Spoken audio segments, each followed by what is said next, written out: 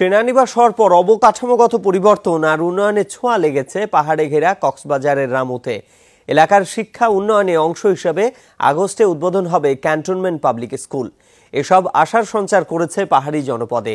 এরই মধ্যে রামু ক্যান্টনমেন্টে 7টি ইউনিটের পতাকা উত্তোলন করেছেন সেনাপ্রধান। আহসানুল রাজীবের ক্যামেরায় বিস্তারিত জানবো ইব্রাহিম খলিলের রিপোর্টে।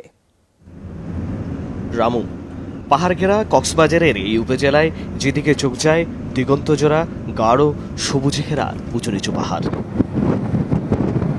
নোনা সমুদ্রের অঞ্চল ঘেঁষে এই নিস্তব্ধ পাহাড়ি এলাকার বুক চিরে ছুটে চলেছে পাকা সড়ক। 2015 সালের মার্চে এমন দুর্গম এলাকায় স্থাপিত হয় রামু ক্যান্টনমেন্ট। কাজ শুরু করে 10ম পদাতিক ডিভিশন।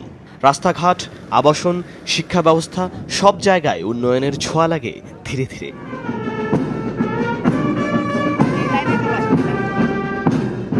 পরিপূর্ণ সেনানিবাস গঠনের লক্ষ্যে উত্তোলন করা হয় 7টি ইউনিটের পতাকা। এই পদাতিক ডিভিশনকে আরও উন্নত করার জন্য 7টি ইউনিটের উদ্বোধন করা হচ্ছে। আশা করা হচ্ছে এই রামুতে ক্যান্টনমেন্টটিকে যে লক্ষ্য এবং উদ্দেশ্য নিয়ে তৈরি করা হচ্ছে সেটি পরিপূর্ণতা পাবে।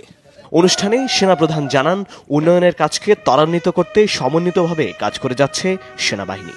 রামু সেনানিবাসে একটি ক্যান্টনমেন্ট পাবলিক স্কুল প্রতিষ্ঠার কাজ ইতিমধ্যে শুরু হয়েছে এবং এবছর আগস্ট মাসের মধ্যেই তা মোটামুটি শেষ হবে বলে আমি আশা করছি। 2015 সালে স্থাপিত রামু ক্যান্টনমেন্ট ইংলিশ স্কুলের শিক্ষা কার্যক্রম এবছর ইতিমধ্যেই অনেক দূর এগিয়ে গেছে।